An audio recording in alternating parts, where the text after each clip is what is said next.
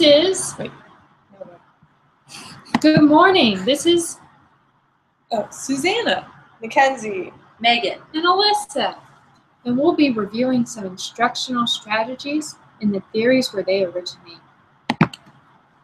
This presentation was created as a tool to help current and future educators, especially those like ourselves.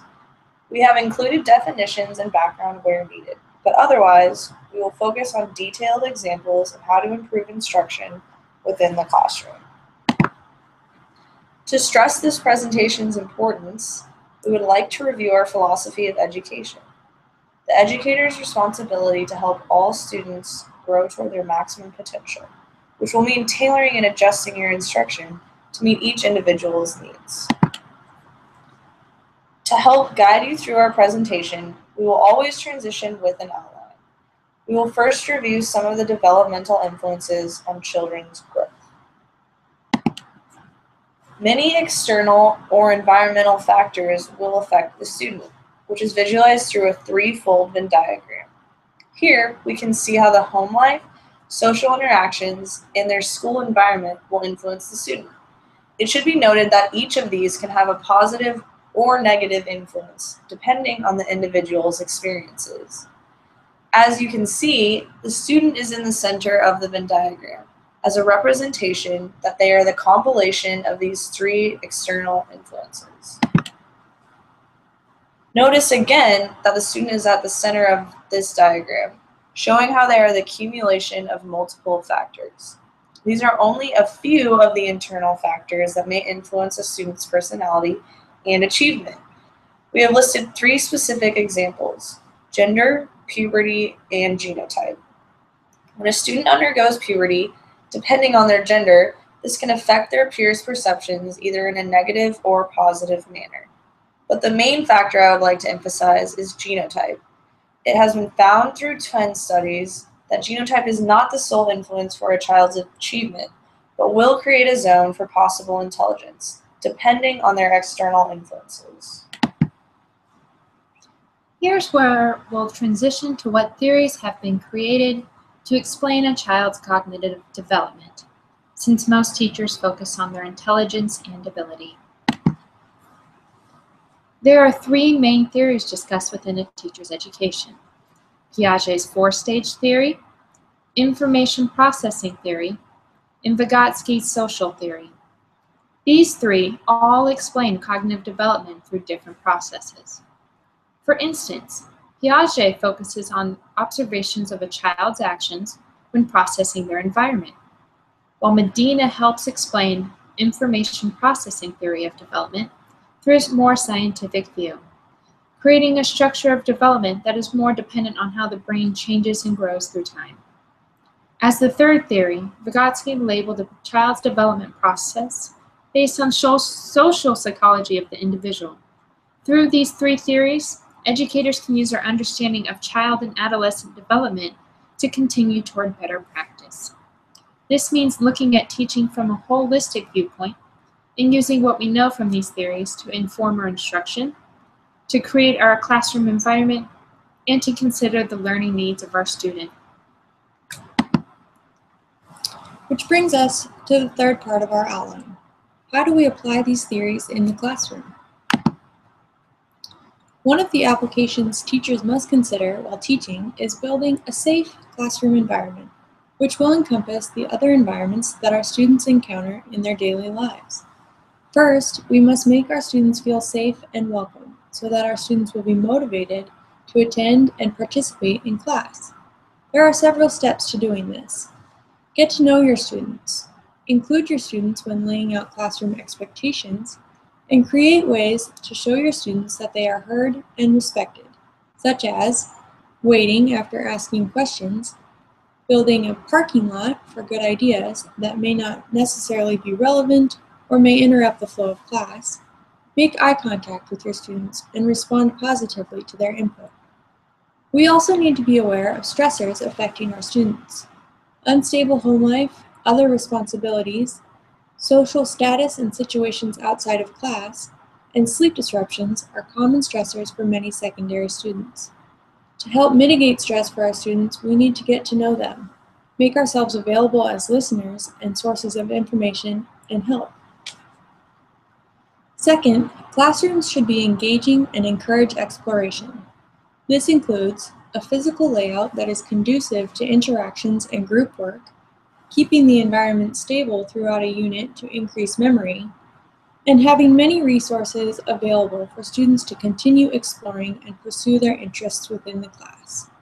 One resource that is useful in encouraging student exploration is to involve volunteers, including school support staff or parents.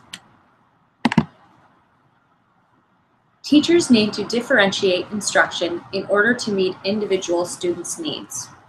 Differentiated instruction incorporates a variety of strategies in order to help all students learn, keeping in mind differences in learning styles and skills, cognitive development, culture, and background. Teachers can differentiate instruction through content, process, and products. Some ways of doing this are to incorporate both direct and indirect instruction. Teachers can incorporate cooperative learning and have students work in groups. If groups are assigned according to student interest or achievement, different groups can work on different assignments that all teach the same concepts. It is also important to differentiate methods of assessment. By evaluating students' understanding through oral responses, written responses, and demonstrations, students with different strengths can all feel successful.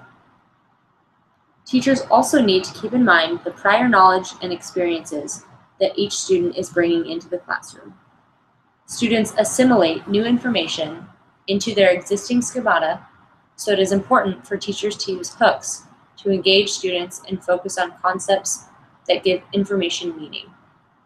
If students come across information that contradicts what they already know, cognitive conflict is created, and the student must accommodate to the new information by modifying their existing cognitive structures. This is why it is important to challenge students and provide them with tasks that are within their zone of proximal development. In other words, they cannot accomplish the tasks independently, but they can accomplish them with assistance. In order for the new information to be remembered, it must be repeated and practiced. Additionally, teachers can aid their students' thinking and learning by teaching them strategies that they are not able to discover or use on their own. In reading, we can teach or prompt our students to predict, visualize, self-test, and annotate, and other methods to improve comprehension. In writing, we can teach valuable skills such as planning, drafting, and revision. To improve memory, we can teach our students to link new information and concepts to their prior knowledge, to repeat and revisit what they are trying to learn, to make associations, and to think or talk about events immediately after they occur. Furthermore, we can teach additional learning strategies such as breaking down tasks into smaller parts and practice. In addition, we should be teaching our students to maintain and transfer strategies across tasks and disciplines. Many students and adults alike have trouble understanding how certain strategies learned in a particular context can be used in new settings and applications. It is our goal to break down this barrier.